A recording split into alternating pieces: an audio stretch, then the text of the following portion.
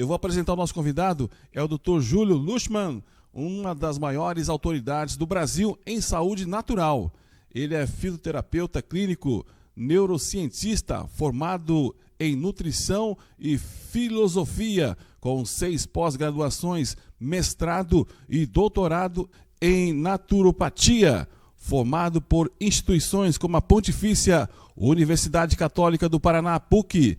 Ele possui uma trajetória sólida no campo da saúde integrativa. Atualmente, é o maior influenciador digital do país na área de plantas medicinais, fitoterápicos e suplementos, alcançando mais de 5,6 milhões de seguidores nas redes sociais e somando 120 milhões de visualizações mensais. E é claro, daqui a pouco eu passo para você as redes sociais do nosso querido convidado. Tudo o que o corpo precisa já está na natureza. Só precisamos aprender a ouvir o nosso corpo. Com esta frase, eu convido o nosso convidado de hoje, Dr. Júlio. Seja bem-vindo à nossa programação, Dr. Júlio. Obrigado pelo carinho, obrigado pela oportunidade de estar aqui.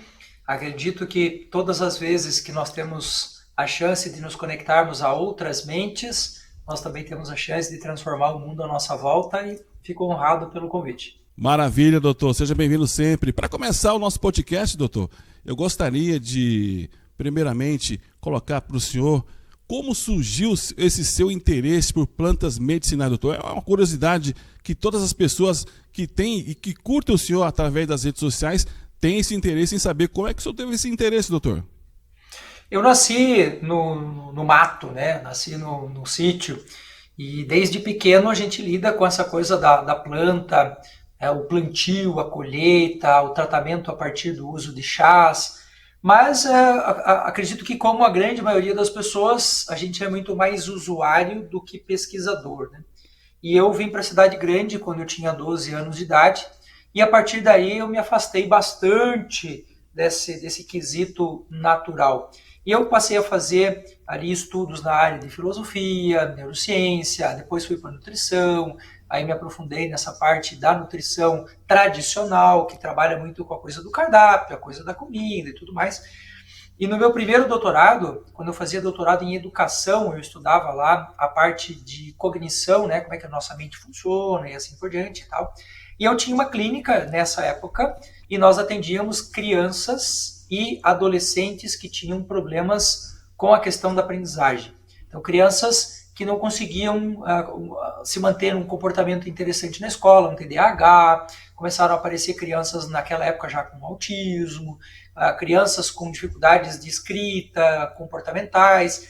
E nesse momento, foi o momento em que a parceria que eu fiz com uma nutricionista fez uma diferença absurda, assim, absurda mesmo. As crianças passaram a ter um comportamento muito diferente, a reagir mais rapidamente às psicoterapias que a gente tinha na época, e foi o momento em que eu senti a necessidade de fazer nutrição, porque, como a grande maioria das pessoas, eu também pensava que nutrição era simplesmente comer, encher a barriga, né? Então, vou comer e tá tudo certo. E não é bem assim, né? Tudo que a gente pensa hoje em termos de nutrição é em quantidade, qualidade, horário, tudo isso faz uma diferença brutal. E como eu entrei nessa linha de estudo da nutrição, para mim fez muito sentido nesse momento fugir daquilo que era muito artificial. E a gente foi para essa linha da fitoterapia, para essa linha da saúde natural, e a partir dali eu comecei a ter resultados tão absurdos, resultados tão interessantes e tão duradouros, que eu pensei, puxa, eu preciso me especializar nisso, eu preciso estudar mais isso, eu preciso entender mais sobre isso. E foi aí que eu comecei a mergulhar no mundo da fitoterapia. Porque, como eu disse a você, antigamente eu usava muita planta medicinal, como muita gente hoje usa planta medicinal, mas a gente não sabe o que essa planta tem, como ela funciona, para que ela serve, quais são as interações que ela pode trazer. Porque a gente pensa assim, é uma planta medicinal, então por ser natural não tem problema. Lê do engano.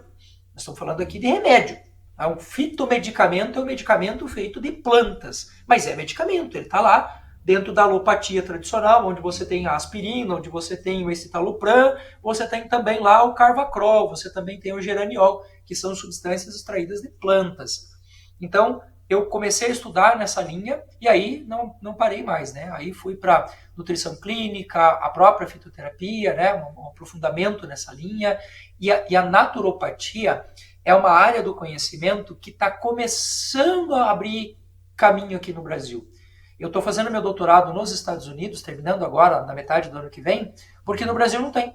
A gente simplesmente não tem. Então, países como Estados Unidos, Canadá, a Europa de uma maneira geral, né? Você tem ali França, a Alemanha, na Ásia, Japão, Coreia, China, todo mundo tem naturopatia há anos, né? 20 anos. O Brasil não tem nem linha de pesquisa ainda em naturopatia. E a palavra naturopatia, ela já é autoexplicativa, né? Sim. Naturo vem de natureza, e patia, patós, vem de doenças. Então, como tratar as doenças de maneira natural. E a gente pensa assim, mas isso aqui é uma coisa nova. Não, cara, a gente vai pensar lá, por exemplo, em Hipócrates, antes de Jesus Cristo, ele já falava, a sua comida, o seu alimento é o seu medicamento. Tipo, não é uma coisa de ontem, né?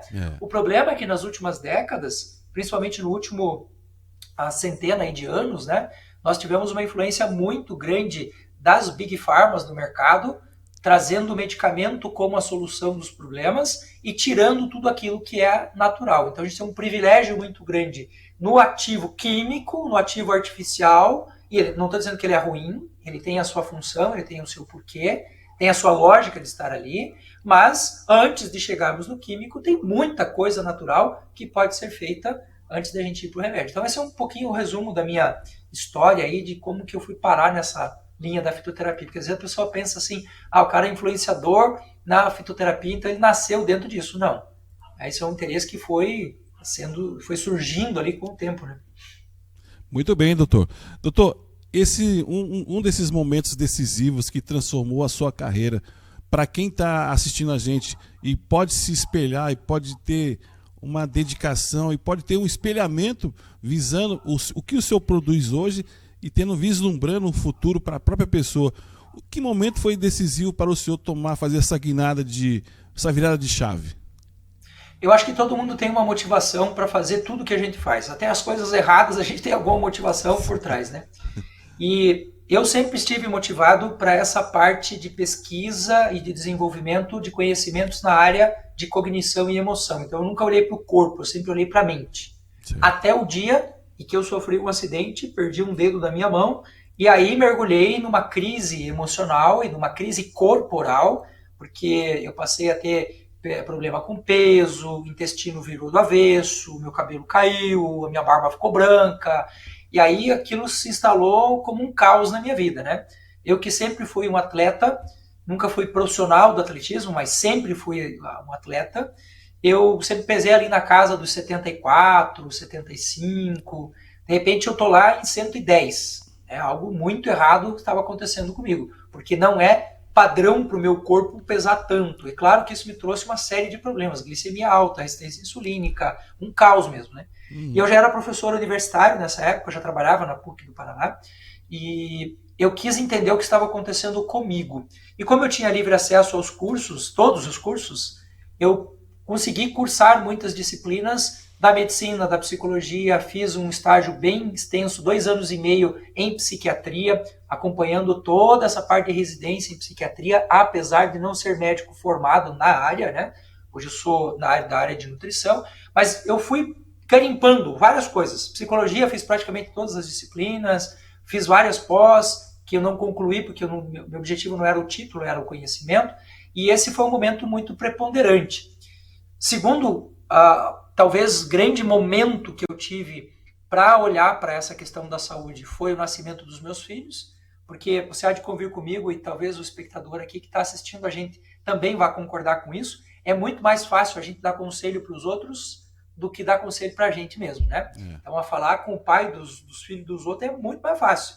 Quando você passa a ter filho, aí a coisa começa a ficar um pouco mais complicada.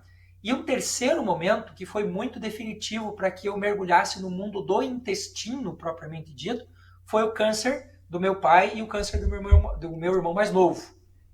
Meu pai desenvolveu um câncer ali que quase levou a sua vida, era em tese um câncer irreversível, e a gente conseguiu trabalhar, conseguiu fazer cirurgia.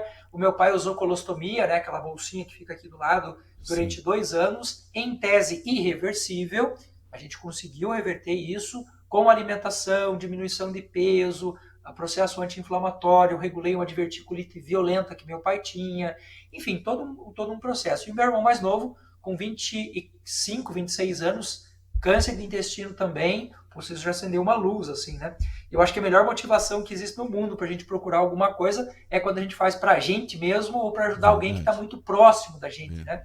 E aí, Verdade. claro, por extensão, você acaba indo, né, por um caminho aí que não tem mais volta.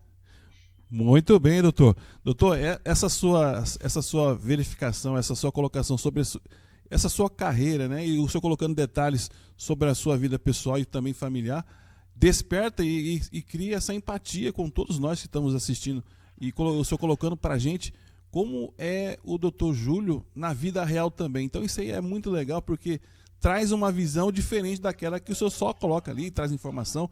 E essa interação e essa empatia que tanto o senhor coloca para a gente, mas também para os nossos telespectadores, é uma coisa bem diferenciada. E só nesses primeiros minutos eu já percebo que o senhor é uma pessoa espiritualmente bem, que tenha um brilho, assim, é diferenciado. A gente percebe que a sua aura brilha. Doutor, agora eu trago para o senhor o seguinte: os desafios que o senhor enfrentou para trazer a fitoterapia ao público geral, doutor. Eu acredito assim, ó, que quando uma pessoa tem uma motivação financeira para fazer alguma coisa e ela vai por um determinado caminho, vou trabalhar naquilo ali. Então, eu aceito isso de maneira muito tranquila, assim, né? Mas acredito que quando a motivação é pela vocação que você tem ou esse motivo que está por trás, ele tem muito a ver com a sua missão de vida, o que você vai ver como resultado é isso daqui. Sem falsa humildade. Mas eu faço o que eu faço de graça, eu faço o que eu faço por alegria, e é claro que quando isso também gera negócios, por que não, né? Então eu tenho Sim. empresa aí nessa área, formações nessa área, enfim. Em relação ao público geral, eu acho que tem alguns desafios em relação à fitoterapia que precisam ser vencidos. O primeiro desafio é as pessoas imaginarem que só o que é científico é o que é válido. O que a gente não fala em relação à ciência é que a ciência precisa de muito dinheiro para poder funcionar. E hoje o método científico, ele é um método muito limitado para estudar plantas medicinais. Daí você fala, mas como assim uma ciência tão moderna, tão poderosa? Na verdade, o método científico, ele é muito bom para estudar ativos específicos em contextos específicos. Então, se eu pegar um ácido acetil salicílico e tentar entender o que ele faz na dor na sensação de dor no meu organismo, eu consigo fazer essa verificação de maneira muito tranquila. Agora, quando eu pego uma planta medicinal, como? Deixa eu pegar uma aqui para mostrar para vocês.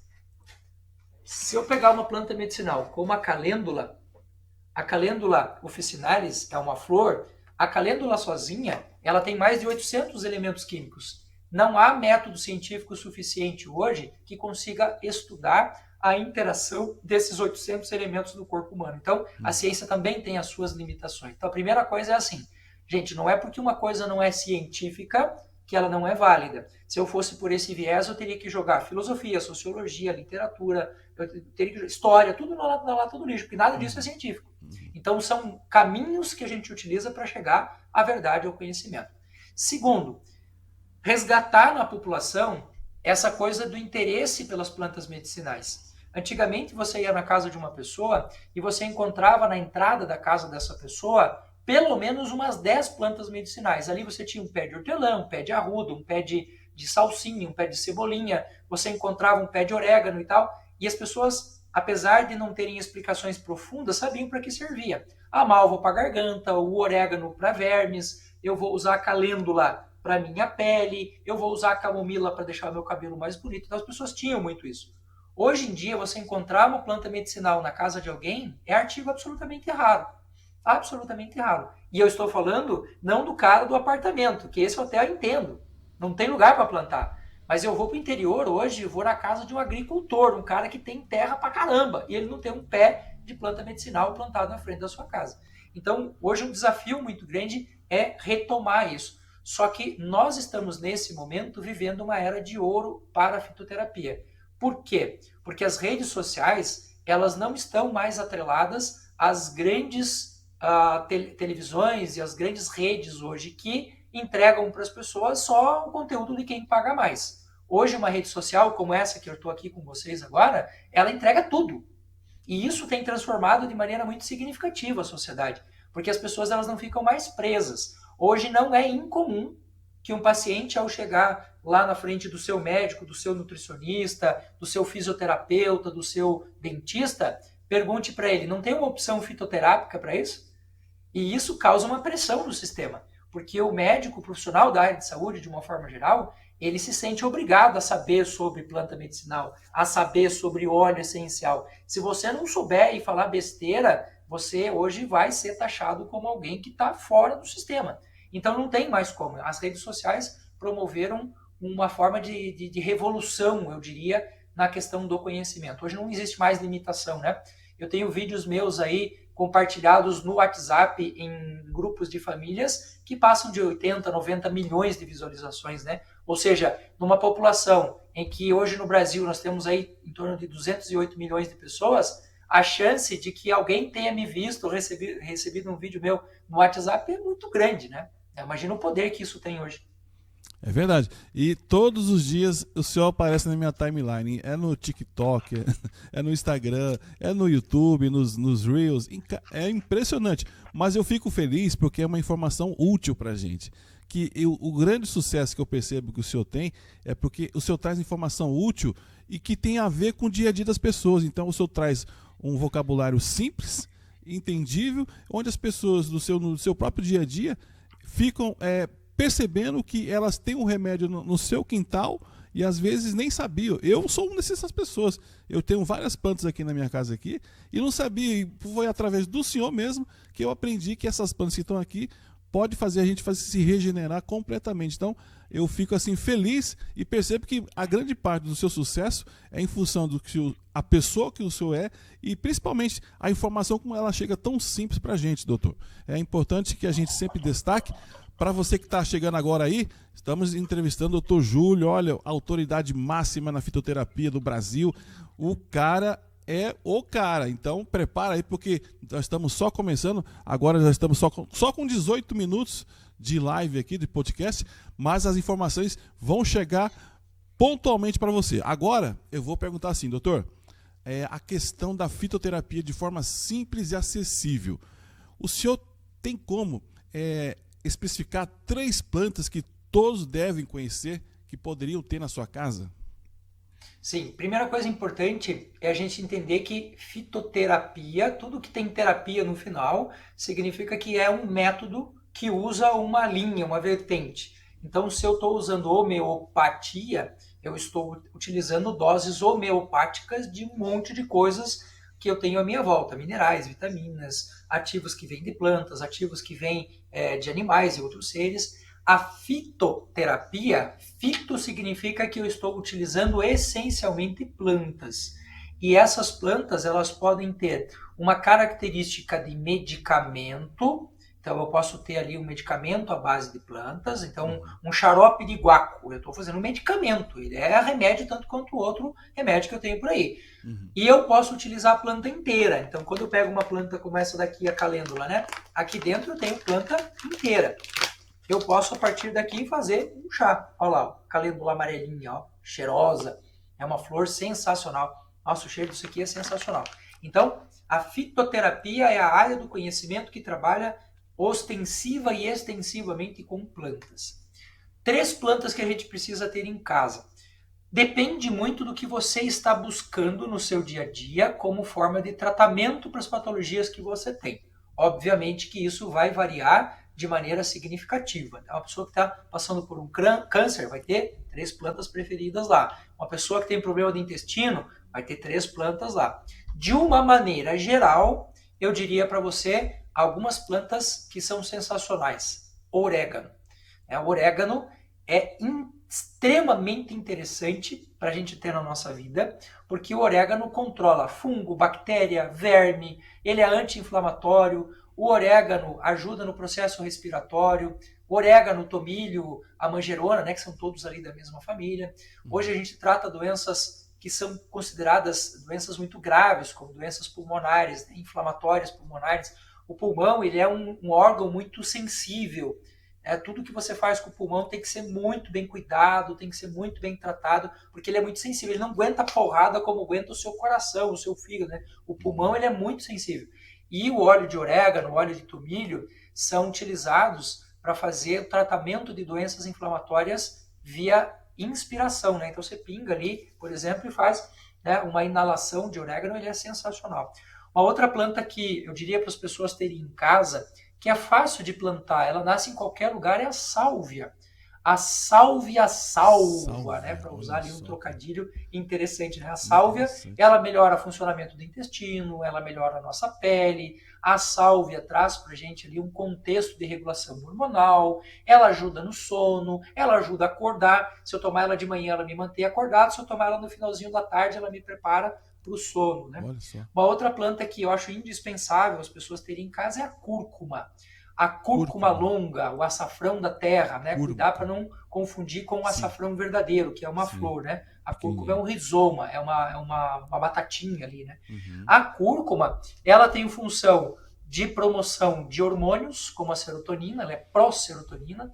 A gente usa a cúrcuma para o tratamento de inflamações corporais, bursite, artrite, sinusite, asites, todas que você tem, a cúrcuma trata.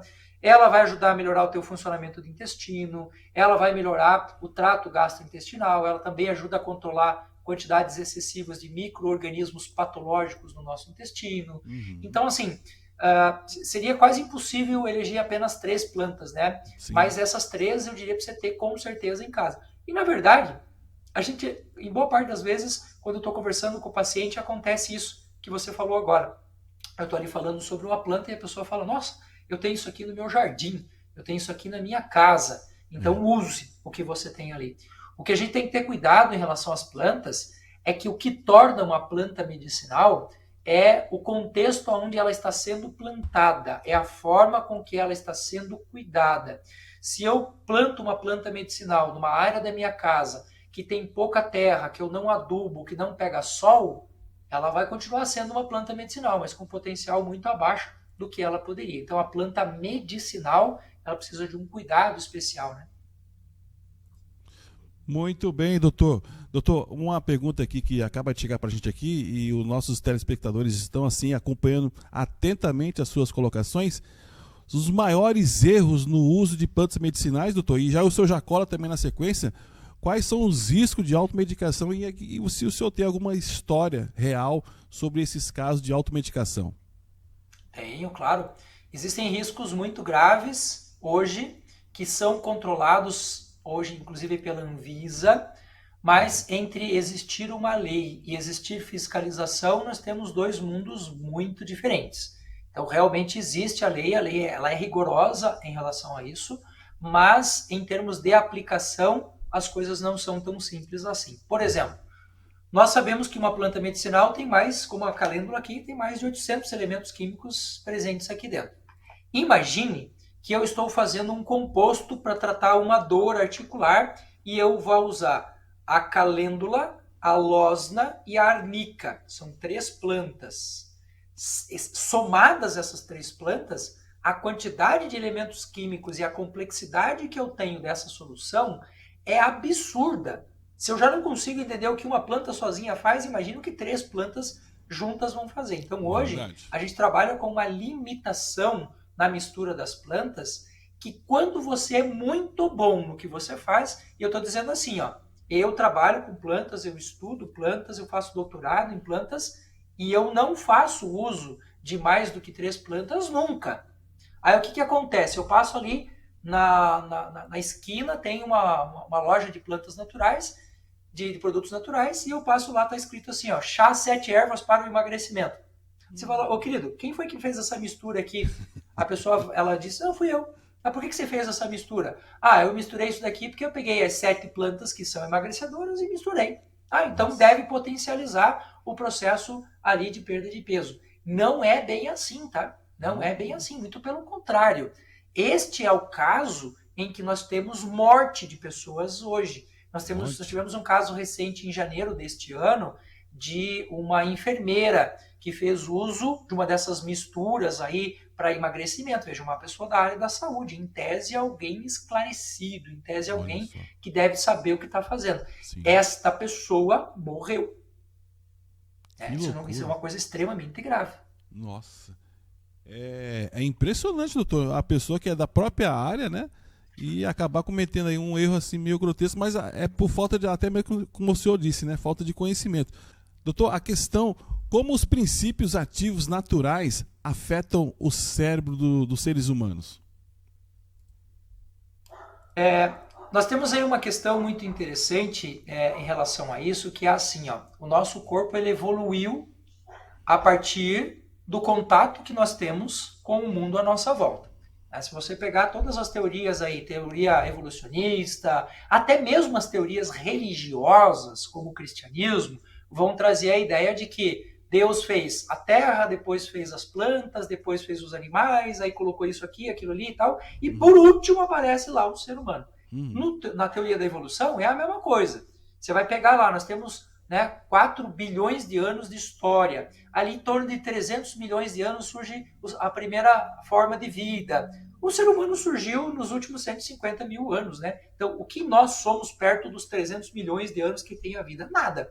Então, o nosso corpo evoluiu a partir deste cuidado e dessa lida que nós temos com o mundo à nossa volta. Portanto, não são as plantas que se adaptam a nós, somos nós que nos adaptamos às plantas.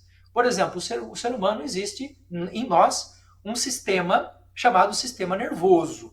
O sistema nervoso, ele tem um sistema lateral que é chamado de sistema endocannabinoide.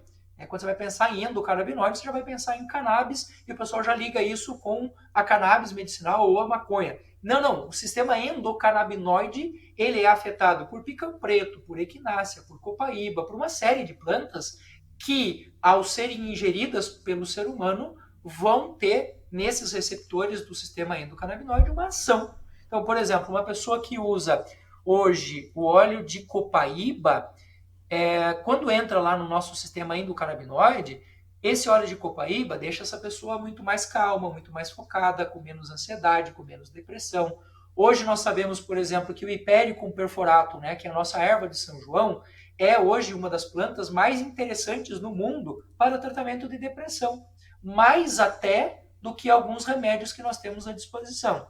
Se você pegar a cúrcuma, que nós falamos agora, e comparar ela com anti-inflamatórios como o ibuprofeno, que são extremamente conhecidos, ou a nimesulida, que agora estão proibindo em tudo que é lugar aí o anti-inflamatório, e você observar os tratamentos, eles são ou idênticos ou com uma leve discrepância ali em termos de resultado. Ou seja, a natureza tem ativos para fazer tudo o que nós fazemos na farmácia tradicional. O que as pessoas precisam colocar na mente, e isso é importante que se diga, é que eu não sou contra remédios, nunca fui, nem nunca serei. Porém, antes de chegar no remédio, há muita coisa para ser feita antes de se usar o remédio. Me permita um exemplo da vida real. Essa semana eu atendi uma mãe com a sua filha com 4 anos e essa menina estava com febre. Mas nenhum indício de inflamação, nenhum indício de nada que fosse grave. E o médico deu a ela anti-inflamatório e antibiótico. E essa mãe, como me conhece há mais de 10 anos, ela me disse, doutor, não dá para fazer uma coisa mais simples? Eu, claro, avaliei o caso, não é uma coisa tão simples assim, né? Mas eu passei para ela o chá de picão preto e o chá de equinácea. Ambos controlam a inflamação, controlam o excesso de bactérias no nosso organismo, portanto, proliferação bacteriana, e fazem o controle da própria febre. Fazendo o uso do banho quente mais as plantas, o médico me ligou, ele passou o telefone e ligou para cá e me deu de dedo. Eu sou pediatra, eu sou formado na área, isso é um absurdo. Se essa criança morrer, você vai carregar a morte. Sabe esse tipo de pressão absurda que as pessoas fazem com outro profissional, ao invés de perguntar o que é que tem nessas plantas que você está me passando que justifica o uso dela no lugar da medicação?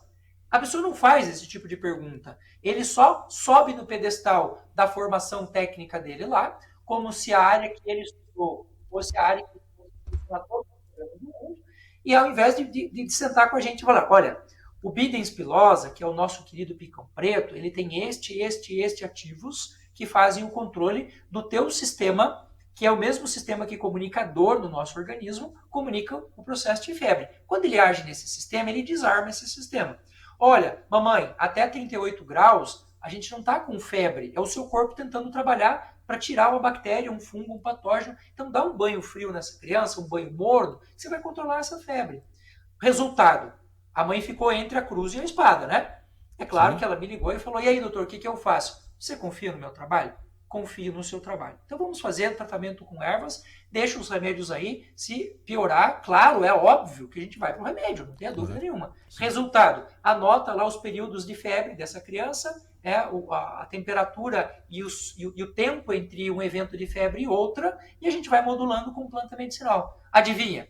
A criança está bem, está tranquila, está sossegada, sem Olha efeito só. colateral. Por que eu digo efeito colateral? Por que a nimesulida hoje está sendo proibida em vários países do mundo? Porque ela leva à falência renal.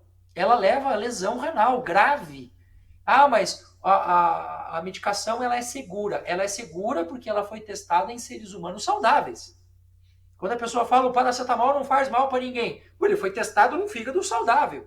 Se eu dou paracetamol para alguém que está com câncer de fígado, com uma esteatose hepática grave, ou, sei lá, com uma condição mais complicada, ele não vai reagir da mesma forma. Então eu prefiro usar a planta medicinal, que tem muito menos efeito colateral e resultados muito parecidos. Agora, passados os níveis de gravidade, né? A gente coloca, quando a gente vai avaliar a gravidade de alguma coisa, em 5 níveis. Passou do segundo nível de gravidade para o terceiro, é óbvio que o tratamento com medicação ele é muito bem-vindo, mas isso não dispensa o uso de planta medicinal. Só para o público que está assistindo a gente corrigir um conceito que é dificílimo de corrigir nas pessoas hoje, que é o conceito de integrativo para o uso de algo paralelo alternativo. Gente, planta medicinal não é tratamento alternativo.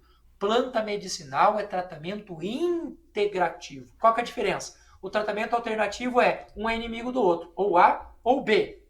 Planta medicinal é integrativo. Então, o que significa? Que enquanto eu estou utilizando aquele antibiótico, eu posso fazer o uso de uma planta medicinal, por exemplo, para proteger o meu fígado, para proteger o meu rim. Se eu vou proteger o meu fígado, eu posso usar um cardo mariano, que é uma planta linda, né? Uma planta que dá uma flor vermelha, o pessoal chama de coroa de Cristo, é linda, linda, uma planta sensacional. Se eu estou com um problema lá nos meus rins, eu posso fazer o uso de uma cavalinha, por exemplo, para fazer proteção dos meus néfrons, né? Então, é tratamento integrativo e não alternativo. E pelo amor de Deus, as pessoas que estão me ouvindo nunca mais falem chazinho na minha presença, que eu dou uma cadeirada em quem falar chazinho.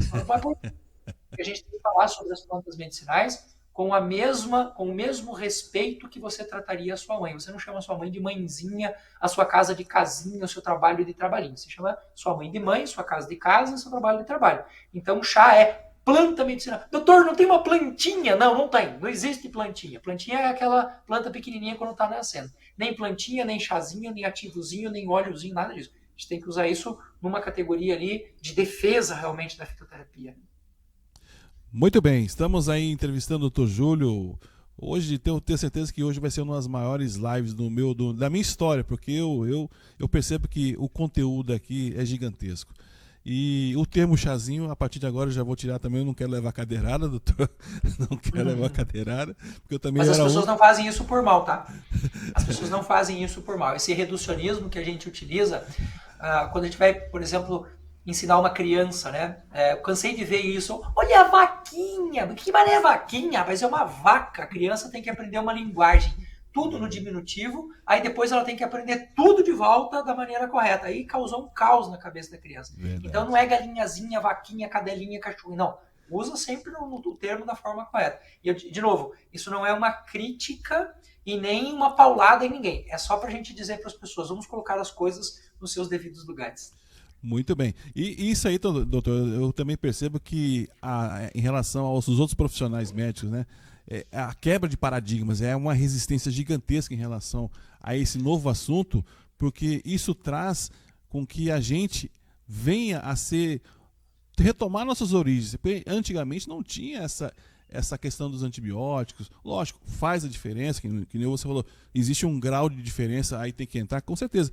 Mas antigamente, os mais antigos sempre tratavam as suas doenças, né, através dessas plantas. E até mesmo, se você for procurar a relação do que é a composição de uma planta e é patenteado, para aquele antibiótico chegar e virar uma coisa sintética, teve ali um apoio, teve ali uma química da planta original. Seria mais ou menos isso, né, doutor?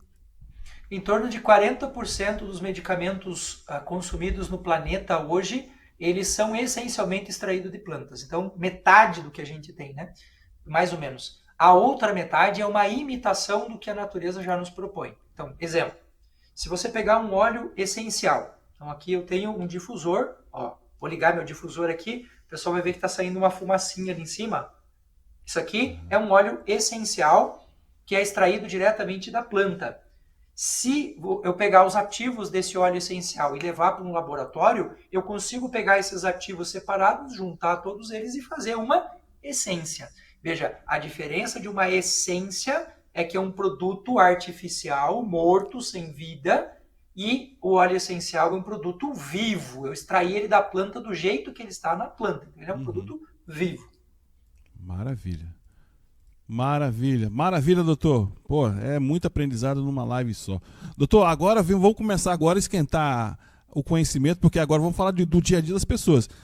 Plantas, doutor, plantas para as pessoas que estão em casa, elas focarem nos seus trabalhos, plantas para as pessoas melhorarem ou amenizar a sua ansiedade e plantas que as pessoas podem usar para melhorar a sua memória, até porque após aquela situação de 2020, né? Não vamos falar aqui porque senão depois o algoritmo fica meio que sabotando a gente aqui.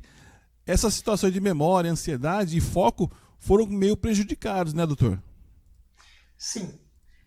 Nós temos hoje algumas produções, eu até estou olhando aqui para ver se eu encontro o meu livro para mostrar para vocês. Nós temos alguns pesquisadores muito sérios hoje no Brasil que falam sobre essa questão do Covid e, assim, a gente não está aqui para criar nenhuma inimizade, nenhum... o cara é negacionista, nada disso. A gente está olhando técnica, aquilo que a ciência está mostrando hoje, né? Todo vírus, ele é especializado, ou seja, o vírus ele ataca um tipo de célula em específico. Se você pegar o vírus, por exemplo, o vírus da AIDS, ele pega células do sistema imunológico tipo T, né? Então, você vai pegar aquela célula em específico. O Covid, danadinho, ele se instala em tudo que é pele do nosso organismo. Então, pele do intestino, pele do coração, pele do sistema respiratório. Ele tem uma prevalência muito grande por esse tipo de tecido. E hoje, o que os pesquisadores mostram é que o Covid ele forma pequenas bolsas no intestino da pessoa. Ele fica como se estivesse encapsulado, literalmente lá, ele forma uma espécie de casinha e ele fica lá.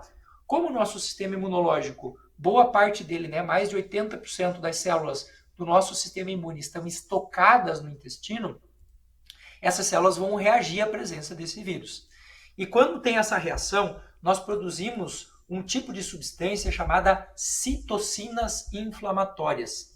E a gente sabe hoje que a famosa síndrome pós-Covid, que era negada até um pouquinho antes aí do ano passado, né? Hoje ela existe. Sim. A síndrome pós-Covid, ela existe, ela é científica, não estou inventando nada para criar confusão, ela está lá, você olha para o intestino, tá lá. E essas citocinas inflamatórias, elas causam um caos no nosso organismo, porque o organismo entende que como se nós estivéssemos inflamados o tempo todo.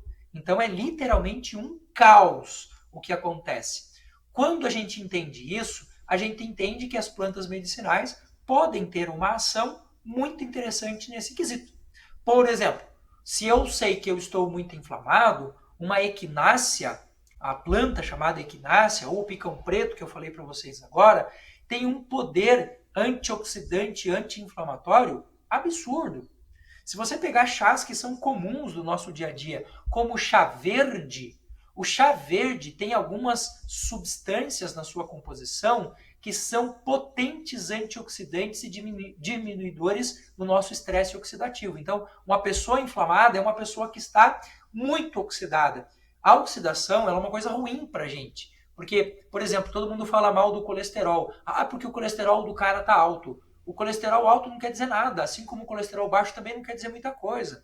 Se esse colesterol estiver oxidado, ele começa a grudar nas paredes das artérias e o seu organismo, para se defender disso, começa a mandar sistema imunológico para lá, começa a acumular placa, daqui a pouco você está com essa artéria entupida, você está com uma placa de ateroma ali e com um problema cardíaco, essa placa pode se soltar, por exemplo. Imagine, você tem lá uma artéria que é um tubo dessa grossura, e você tem metade dessa artéria com uma placa de ateroma, de repente essa placa se solta, e para num vaso menor, ela vai te dar um infarto. E a gente pensa que infarto é uma coisa que se dá só no coração. Não, a gente tem infarto enteral. Eu tenho infarto do meu intestino. Eu tenho infarto peniano. Eu tenho infarto no cérebro. Ou seja, para um determinado tecido, esse tecido morre. Então eu posso usar um alecrim para dilatar essas artérias. Eu posso usar uma alcachofra, eu posso usar uma carqueja para melhorar o funcionamento do meu fígado. E ao fazer isto, automaticamente eu melhoro essa parte toda de funcionamento do meu intestino. Eu posso usar uma centelha asiática para melhorar a minha cognição. Uma das plantas mais incríveis que a gente tem para cognição se chama ginkgo biloba. O ginkgo biloba, só para as pessoas terem uma ideia, em termos de potência, de poder da planta, da natureza, quando jogaram a bomba atômica lá em Hiroshima e Nagasaki, imagine que aquilo acabou tudo, secou até o rio, acabou tudo, matou todo mundo. Quem apareceu logo, a primeira planta que brotou depois da explosão atômica? Ginkgo biloba. Então ela está lá porque o ginkgo biloba é uma das plantas mais antigas que nós temos, né? Ela data aí algo perto de mais de 100 milhões de anos, é uma planta super antiga, então ela tem uma resistência a pragas, ela tem uma absurda. O ser humano inteligente que é, vai lá e empresta o potencial que essa planta tem para ela e a gente põe para a gente. O alecrim, a cúrcuma, o gengibre, o eucalipto, a gente usa isso há milhares de anos, né?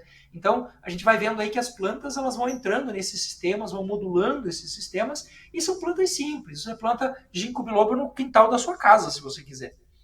Não tem lugar no planeta que não dê esse bicho.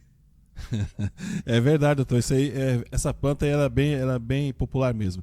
Doutor, eu vou até aproveitar e fazer um gancho aqui com o senhor. O senhor falou do pós-Covid, né? Eu vou falar um caso particular meu, porque nós estamos falando de casos reais, né?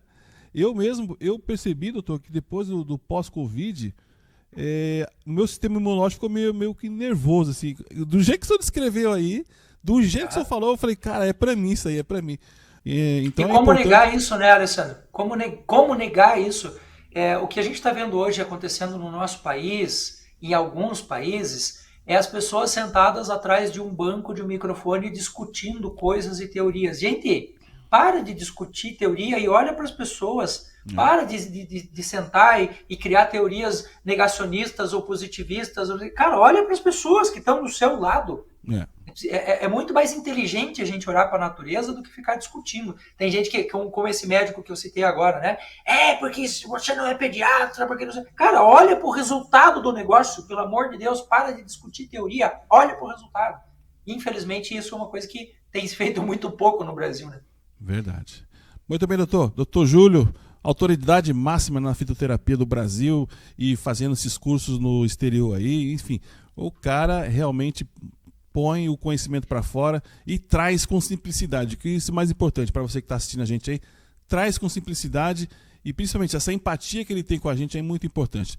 Doutor, agora eu quero que o senhor traga para a gente assim, ó, a conexão cérebro-intestino e o papel das plantas. Eu queria que o senhor colocasse em detalhes, trazendo isso para o dia a dia, principalmente das nossas amigas donas de casa, que a nossa audiência do público feminino é muito grande. Então, a própria dona de casa trazer esse conhecimento e aplicar no seu dia a dia, no manuseio da salada, no manuseio da fabricação do arroz, do cozimento. Como é que as pessoas podem trazer essa conexão cérebro, intestino e das plantas medicinais, doutor? Hipócrates, o pai da medicina, que viveu antes de Jesus Cristo, tinha uma frase que eu acho que ela é mais válida hoje do que foi válida para a época dele. Ele dizia o seguinte: todas as doenças começam e terminam no intestino. Você imagina numa época em que não tinha agrotóxico, que não tinha nenhum tipo de veneno, que não existia adubo químico, que não existia contaminantes e poluentes na natureza, que não existia óleo de motor, que não existia gasolina, nada. Imagina o contexto de Hipócrates e ele falando: todas as doenças começam e terminam no intestino. Hoje, nós temos um movimento mundial irreversível e imparável, que é a chamada saúde integrativa. Não tem mais como parar. A saúde integrativa, ela veio para ficar. E o que é a saúde integrativa? A palavra integrativa é autoexplicativa. Ela integra várias áreas do conhecimento. Uhum. E nós temos, imagine isso como um vagão de trem, um conectadinho no outro. Então eu tenho a medicina conectada com a farmácia, que está conectada com a educação física, que está conectada com a psicologia e tal. E a locomotiva que puxa esse sistema é a nutrição. Então não tem como pensar saúde integrativa sem pensar nutrição. Por isso, eu digo que os grandes artífices, os grandes artistas dessa saúde são as pessoas que estão construindo o processo nutricional. Entenda-se, cozinheiros e cozinheiras. Aí eu vou mostrar para vocês uma briga homérica e uma briga histórica que nós temos, que diferencia nutrição dessa parte de preparação de alimentos, que tem muito a ver com essa coisa da gastronomia. Tá? Então, quando a gente pensa gastronomia e pensa nutrição, nós estamos pensando coisas diferentes. Vou lhes dar um exemplo. Se você for fazer uma carne hoje, imagina que você acendeu colocou fogo lá na sua grelha e você colocou carvão ou colocou lenha, e o primeiro estágio que eu tenho ali é de produção de muita fumaça. O que na nutrição clínica nós sabemos? Que ali existem substâncias como aminas heterocíclicas, que são substâncias cancerígenas. Elas vão matar você. Então a gente diz hoje, na nutrição clínica, nunca use fumaça de nenhum tipo para preparar nenhum tipo de alimento. Muito bem, a nutrição veio aqui, deu o seu recado e tal. Aí eu abro a tela do meu computador e abro lá, tem um cara da gastronomia extremamente famoso, mas extremamente famoso, um dos caras que prepara o melhor churrasco do mundo, e ele diz, na hora que você for preparar a sua carne, pegue um tição em brasa, ainda com muita fumaça, e coloque embaixo da carne para deixar esse gosto maravilhoso. Veja, eu não estou dizendo que o gosto não é bom, eu gosto de coisas que foram preparadas dessa forma, mas isso é tóxico, não pode. Aí o que acontece? A pessoa, em nome do gosto, mata o cliente dele, mata a pessoa que está lá consumindo por causa do gosto. Então, hoje, entre você preparar um alimento que seja nutritivo e um alimento que seja gostoso, existe uma diferença. Vou lhe dar outro exemplo. Eu fui dono de padaria.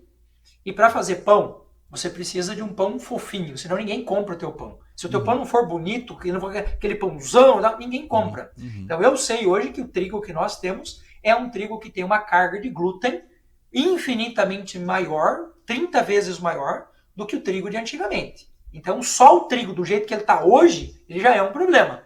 O que acontece? Na hora de fazer o pão, você ainda acrescenta glúten puro nesse pão. Ou seja, além da carga que ele já tem, eu ainda vou sacar mais glúten ainda para deixar esse pão mais fofo ainda. Entre estar bonito e gostoso e ser nutritivo, nós temos uma distância. Muito bem, vou lá fazer um curso de gastronomia. E a gente sabe hoje, dentro da nutrição clínica, que qualquer comida queimada vai produzir substância tóxica. Exemplo, se eu pegar uma gordura e queimar essa gordura, eu formo ali uma substância cancerígena chamada acroleína, oleína de óleo. Sim. Se eu pegar qualquer tipo de carboidrato e queimar, eu vou criar ali uma substância chamada acrilamida, né? As aminas queimadas. E aí eu tô lá no meu curso de gastronomia, aprendendo a fazer uma sobremesa super legal, e aí a pessoa vem com maçarico, e ela queima a gordura e o carboidrato que estão ali em cima para fazer uma crostinha gostosa, e ele explica a reação. Ele fala, olha, aqui nós temos uma reação que a gente tem ali, a gente vai queimar essa substância, né? Isso se chama reação de Maillard. E eu tô aqui ouvindo aquilo, querendo pegar o cara pelo pescoço, porque eu ensino os meus alunos na nutrição clínica que reação de Maillard é tóxica, a gente tem que evitar a qualquer custo. E o desgraçado vai lá e queima aquela desgraça. Então, entre nós temos uma coisa extremamente saborosa e nós temos uma coisa nutritiva, existe muita diferença. E eu sempre falo para todas as cozinheiras queridas, vocês têm a saúde das pessoas que vão comer o que você está preparando nas suas mãos, literalmente. Então, hoje, o que a gente procura de aproximação? Algo que seja nutritivo, mas também seja gostoso. Eu não preciso perder o gosto das coisas, eu não preciso perder a beleza das coisas. O que eu sou contra é tacar óleo às avessas, entupir o cara de açúcar. Eu tive uma situação, meu irmão é agricultor, e eles plantam lá hortaliças. E uma grande empresa de fast food extremamente conhecida no Brasil fez lá um pedido específico de alface para eles, para colocar dentro dos seus sanduíches. E o cara, ele disse, o fiscal que foi lá, ele disse, no dia anterior à colheita, vocês têm que usar o veneno tal para matar todos os bichos. Por quê? Porque se chegar lá no mercado com uma lesma, né, o nosso prejuízo é enorme. E meu irmão, né, fez uma pergunta super idiota. Escuta, tudo bem, eu entendi ali a parada da lesma e tirar os insetos, mas Sim. Um dia antes não vai dar tempo desse veneno sair da floresta. Não, isso aí a gente não se preocupa. Ou seja, eu estou preocupado com a qualidade, a beleza do negócio, mas estou pouco me lixando se aquilo lá está sendo nutritivo, se vai ser um problema para a vida do meu paciente, né? E infelizmente isso é o que domina o mercado. Se você for numa feira hoje, eu fiz o teste, eu pego os meus alunos todos os anos para fazer esse teste. Eu levo eles na feira e coloco uma banca lá com tomate orgânico, um tomatinho desse tamanho, cheio de pintinhas, e coloco do ladinho uma cesta com tomate desse tamanho, entupido de agrotóxico, até o talo de adubo químico. Tenta só adivinhar quem sai primeiro. O tomate bonitão. O que você acha que vende mais? Uma laranja grande e doce, babando, mel, ou uma laranja orgânica mais pro azedo, mais pro cítrico e tal?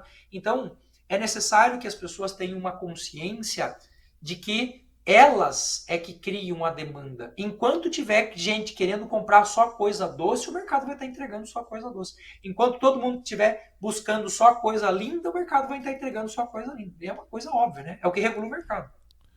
É verdade. O que o senhor falou aí é importante as pessoas que estão em casa acompanhando a gente ter realmente essa noção, esse conhecimento, porque impacta diretamente na vida das pessoas. Então, a minha amiga dona de casa, o meu amigo trabalhador que está ouvindo a gente, o empresário, o lojista que está aí no seu momento de descanso ouvindo a gente agora, se você for pela beleza e querer poupar um pouco de trabalho em querer fazer uma limpeza adequada na sua própria residência, a gente acaba pagando o preço com a nossa própria saúde, né, doutor?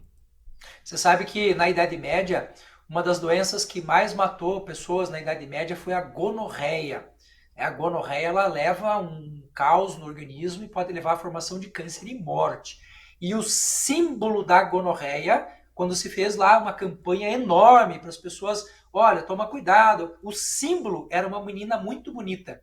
Então eu sempre penso que tudo aquilo que é muito bonito pode estar contaminado, como o símbolo da gonorreia lá na Idade Média foi uma menina muito bonita. Hoje eu penso que tudo aquilo que é muito bonito tem escondido ali uma armadilha. E você sabe que a isca que a gente tem no anzol, ela pode ser até observada, cheirada e admirada, mas se você morder, você vai ficar preso naquele anzol. É a mesma coisa com o que a gente come. Tudo é muito lindo, tudo é muito bonito. Ontem a gente foi comer em família e nós comemos uma comida extremamente saborosa, uma coisa sensacional. E lá no finalzinho experimentamos uma sobremesa. Uma sobremesa bem doce e tal. Cara, a hora que você põe aquilo na boca, não tem como uma cenoura competir com isso. Não tem como uma laranja competir com isso, uma folha de alface competir com isso. Então as pessoas têm que ter essa noção, né? Claro que o doce é muito legal, o que é super palatável é muito legal, mas viver só disso, você está entregando a tua vida ali por um prazer barato, temporário e barato. Muito bem, já completamos agora 1 hora de live aqui no nosso podcast do seu amigo Alessandro Gomes. Já vou aproveitar aqui e fazer uma rápida interrupção e o doutor Júlio continua comigo aqui do meu ladinho aqui. Eu quero que você entre agora nas redes sociais do doutor Júlio. Ele está no TikTok, ele está no Instagram, ele está no YouTube, ele está no Facebook. Doutor Júlio colocou lá, ele vai aparecer com certeza rapidamente. E também aproveitar que você que está assistindo a gente, deixa o seu comentário aqui abaixo, deixa a sua dúvida, que assim que acabar o podcast, a gente vai compilar as perguntas aqui e vai mandar para o doutor também. Outra coisa, não deixe de seguir a nossa página e deixar o seu like aí no podcast do seu amigo Alessandro Gomes. Doutor, agora vamos falar de coisa boa. Eu quero que o senhor fale agora, sabe do que, doutor? Coisas boas que agora vão refletir no modo de forma natural. Como é que você pode melhorar a sua vida, doutor? Hoje em dia, as pessoas que estão ouvindo a gente agora aqui, de que forma as pessoas podem viver naturalmente usando as plantas, usando as frutas no seu dia a dia, doutor? O melhor remédio que existe no mundo para você ter uma vida natural é um remédio que tem uma dose bem baixinha. A gente toma um pouquinho de vergonha na cara todo dia e você transforma a sua vida. Aí você vai falar assim, pô, eu estava até gostando de você, agora você vem aqui e chuta a pessoa desse jeito. Não, não. O que eu estou falando aqui é a mais pura verdade. Sim. Vou fazer uma enquete com todo mundo que está ouvindo aqui a gente agora. Se eu fosse perguntar para você agora, que você está me ouvindo agora, comer fruta e verdura, você acha que é importante para a sua saúde?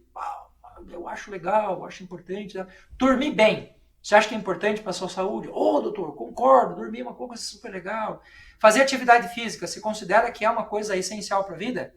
Agora, se eu pegar todo mundo que está ouvindo agora, mandar todo mundo levantar e falar assim, ó, só fica com a mão levantada. Quem dorme antes das 10, come 5 porções de frutas e verduras por dia e faz atividade física pelo menos 5 vezes por semana, você vai ver que a grande maioria some.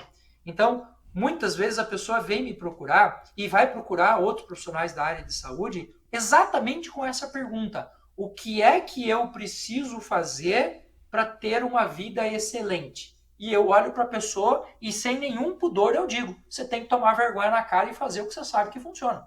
Você não precisa, na grande maioria das vezes, você não precisa do nutricionista, do médico, do farmacêutico, do dentista, você não precisa desse povo. Não precisa. Por quê? Porque você sabe o que você tem que fazer.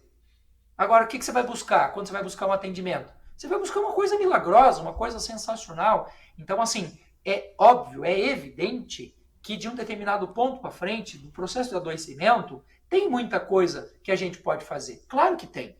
Né? É por isso que existe o nutricionista, é por isso que existe o médico. Então a gente vai buscar quando a gente não consegue mais sozinho. Agora, o que muita gente está fazendo é rezar para Deus para pedir que Deus faça por ele o que ele tinha que ter feito. Essa é a coisa mais ridícula do planeta. Então eu sempre falo para as pessoas, primeira coisa que você precisa fazer é fazer certo aquilo que você sabe que funciona. Ponto final.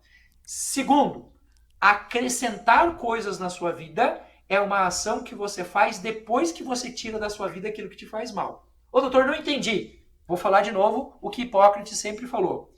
Antes de oferecer uma solução de vida para o seu paciente, pergunte a ele se ele está disposto a deixar de lado aquilo que faz mal para ele. Exemplo, eu atendi um paciente com uma gastrite muito forte. E ele me falou, doutor, eu estou com essa gastrite há 10 anos. Eu falei, ok, tem fitoterápicos maravilhosos para isso, né? Você pode usar a espinheira santa, a guaçatonga, você pode usar a beterraba, a batata doce, todas elas vão te ajudar, a couve, né? Todas vão te ajudar. Agora é o seguinte, para a gente conseguir curar essa tua gastrite, você vai ter que ficar sem tomar café por pelo menos 30 dias. Não, então eu não quero. Então o que você está buscando é o quê? Um milagre? Outra pessoa, mesmo problema. A pessoa estava com gastrite. Aí, olha, eu acredito que pela avaliação aqui que a gente fez, pelo tipo de lesão que você tem, isso aqui foi causado por bebida alcoólica. Então é o seguinte, você vai ter que ficar ali pelo menos uns 45 dias sem tomar bebida alcoólica para a gente conseguir cicatrizar essa lesão e depois você vai ter que modular isso, cara. Você toma todo dia. E a pessoa olhou para mim e com a cara mais deslavada do planeta, ela olhou para mim e disse assim, ó, eu vim buscar o senhor porque o senhor... Dizem que o senhor é muito inteligente, então o senhor tem que ser inteligente o suficiente para me curar sem que eu perca o meu contato social com os meus amigos. Eu falo, filho, a porta do milagre é do lado aqui, ó. Tá aqui o seu dinheiro de volta, pode ir lá. Não tem problema com isso. Eu sempre falo para as pessoas, se você não deixar de lado as coisas que te tiram do eixo, as coisas que te desregulam, não tem como eu te ajudar. Atendi um senhor com pancreatite aguda, com insulina absurda, com glicose absurda, com inflamação do pâncreas. Querido, você está comendo demais carboidrato, cara, você precisa parar. Aí eu orientei a família, orientei ele melhorou significativamente, né? Foi um trabalho dificílimo, porque pancreatite é uma coisa gravíssima, mata mesmo, sem dó. Aí, um dia a esposa dele me liga desesperada, que ela saiu para trabalhar, quando voltou para casa ele estava caído no chão ao lado de um pote de açúcar. Ou seja, Se a pessoa não se conscientizar de que ela precisa tirar da vida dela coisas que fazem mal para ela, não adianta eu colocar coisas que melhoram a vida dela, porque não vai melhorar.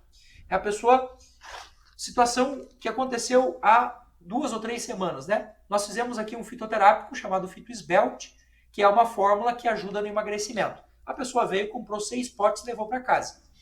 Tomou 3 potes, voltou e ela me disse o seguinte: já tomei 3 e eu não perdi peso nenhum. Daí eu falei, muito bem, ó, vou explicar para você que está em casa, para você ter consciência, tá? Ó, isso daqui é um receptor. Isso daqui é o elemento que cabe no receptor. Olha aqui, ó. Eu vim aqui e encaixei ele perfeitamente. O que é esse encaixe aqui? Esse encaixe aqui é a alimentação, a atividade física, tirar da sua vida o que te faz mal. Aí o encaixe do produto vai ser perfeito, não tem como não dar certo. Eu sempre falo isso para todos os meus pacientes. Não tem como não dar certo se você fazer o que eu estou dizendo para você fazer. Agora, a pessoa vai para casa e ela tem esse receptor aqui, ó. Ele cai, tá vendo? Ele não encaixa. E se não existe encaixe, não adianta você colocar isso daqui.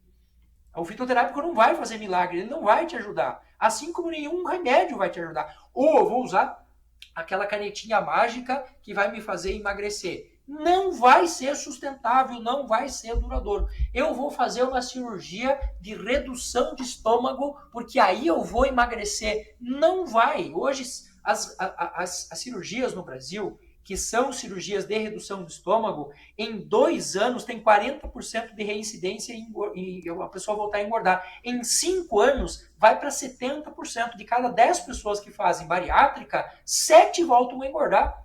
Ou seja, o problema não é no estômago, o problema é na cabeça. O problema é que você tem que tratar com o psicólogo, tem que fazer trabalho com terapia. Ah, mas eu reduzi o estômago. Se o cara toma refrigerante, ele toma álcool, coisas que o tamanho do estômago não faz diferença nenhuma. Ele come chocolate, ele come açúcar. Então, assim, o que eu vou falar para as pessoas, para resumir o que você está me perguntando agora.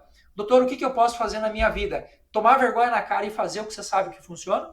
Tirar da sua vida o que te faz mal e aí passar a pensar auxílios que a natureza possa te dar para você resolver os seus problemas. Então, uma pessoa que está com disbiose, com desregulação da microbiota intestinal, uma planta que ajuda demais, alho, orégano, né? Você pode colocar o tomilho, a melaleuca, vão te ajudar demais. Mas enquanto você não parar de comer bolo e pão com doce, desculpa, ele não vai fazer milagre, porque o fungo come exatamente isso, né? Carboidrato. Ah, eu estou aqui com uma candidíase que não para nunca. Vou analisar a pessoa, ela come chocolate 3 vezes por dia, açúcar pra caramba, gordura hidrogenada pra caramba. Olha, eu consigo ajudar você, mas você vai ter que largar o chocolate. Ah, não quero. Então, eu também não quero você.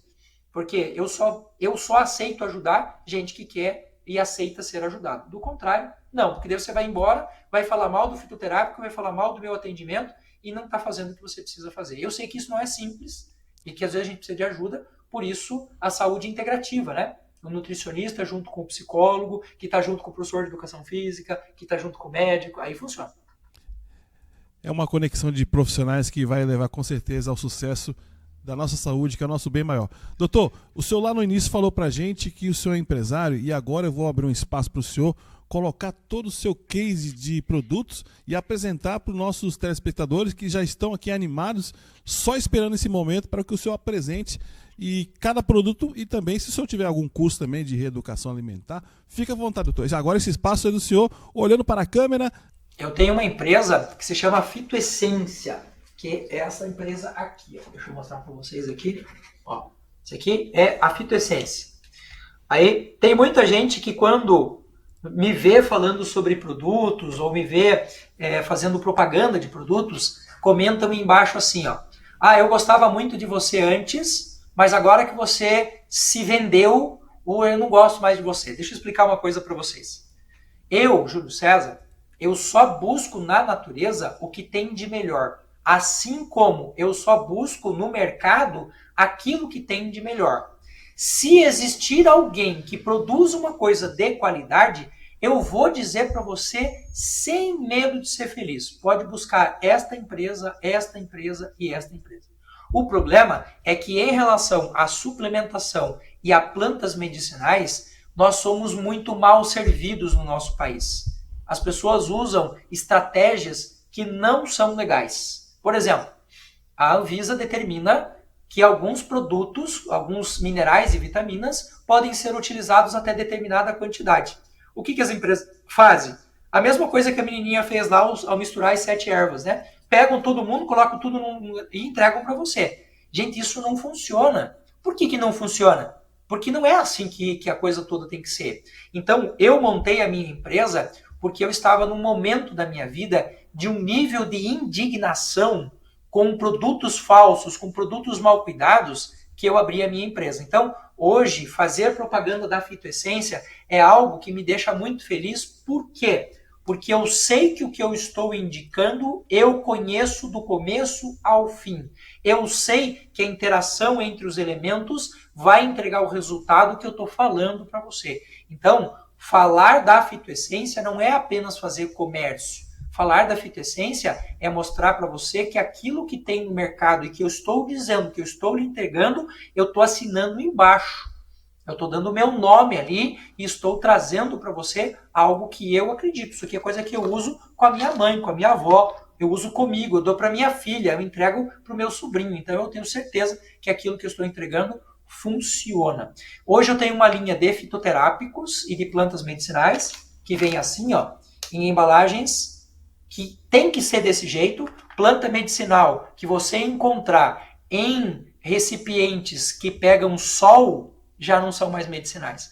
Planta medicinal precisa estar em embalagem fechada, precisa estar zipada aqui em cima para não ficar com contato com o ar o tempo todo, não pode ter mais do que 200 gramas, porque quando a gente começa a usar planta medicinal, eu preciso usar isso rápido para não estragar. Então eu posso falar para você, isso daqui é o que eu estou dizendo que é. Planta medicinal tem que ter nome científico da planta, tem que ter forma de uso, tem que ter forma de preparo, tem que ter data de validade. Tudo isso que a gente vê hoje no mercado em caixinhas, né? Esses produtos, eles são chás alimentícios, eles não são chás medicinais. E eu tenho uma linha de suplementação, como essa que eu falei para vocês agora. Aqui eu tenho a vitamina B12, eu tenho o meu magnésio, enfim, que são coisas que eu acredito e que eu sei que eu estou entregando algo de qualidade. Muito bem, doutor. Muito bem, colocou aí com maestria os seus produtos. E é claro, eu fico muito feliz em ter essa oportunidade de colocar o senhor junto com a gente aqui e no final colocar aí os seus produtos que com certeza as pessoas vão procurar. Doutor, telefone para contato, algum meio de contato para as pessoas conseguirem falar com o senhor para adquirir os produtos? Sim, hoje meu principal meio de contato é diretamente pelo site. Se você entrar lá em fitoessencia.com.br, você vai ter lá todos os meus cursos, todos os meus produtos. Esse aqui é o meu último lançamento, que é o meu livro de plantas medicinais. É um livro bem interessante, é resultado aí de 15 anos, né, de trabalho, de pesquisa, muito trabalho de pesquisa botânica. Infelizmente, hoje nós temos muitos manuais que tratam de plantas medicinais com plantas com fotos equivocadas, com nomes equivocados, com informações erradas. Então, esse trabalho é um trabalho de muita pesquisa. Lá você vai encontrar o meu livro de óleos essenciais, você vai encontrar todos os meus cursos, né? Eu tenho curso de óleo essencial, curso de terapia capilar, né? Quando o pessoal fala, como que você recuperou a cor do cabelo, toda essa parte bonita, o cabelo crescendo, como você conseguiu tudo isso? Eu ensino as pessoas a fazer isso. E por que eu ensino? Porque eu não tenho interesse em vender para qualquer um. Você vai falar assim, pô, mas que absurdo. Não, não. Eu tenho interesse em vender para quem sabe realmente usar. E quem sabe realmente usar? A pessoa que senta, que estuda, que entende o porquê das coisas. Aí você pode usar. Então, a minha intenção não é estar em tudo que é farmácia, tudo que é mercado, vender para todo mundo. Não, eu quero que quem compra sabe o que está fazendo. Muito bem, doutor. Doutor, para a gente encerrar com chave de ouro, eu recebi agora aqui uma pergunta aqui do pessoal que é estudante aqui da nossa cidade, do Instituto Federal do Paraná, no campus da cidade de Palmas, né? Eles são técnicos em alimentos. E o senhor falou lá atrás a questão da alimentação. Qual mensagem o senhor daria para esses estudantes do nosso Instituto Federal do Paraná, aqui do Campus Palmas, que estão realizando esse curso técnicos em alimentos, doutor? Deus criou todas as coisas perfeitas, mas fez o ser humano ignorante.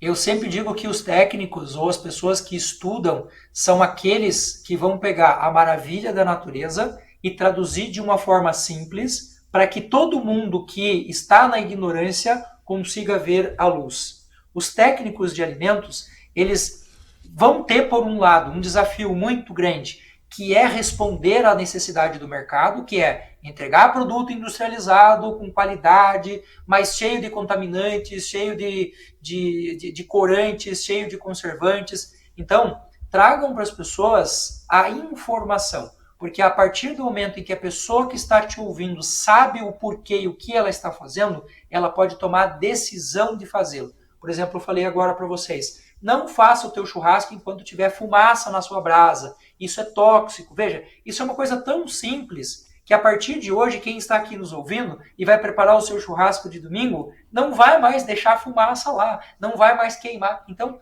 informação é que faz a transformação do mundo. E as pessoas, elas temem aquilo que elas não conhecem. A partir do momento que elas conhecem, elas podem tomar a sua decisão da melhor forma possível.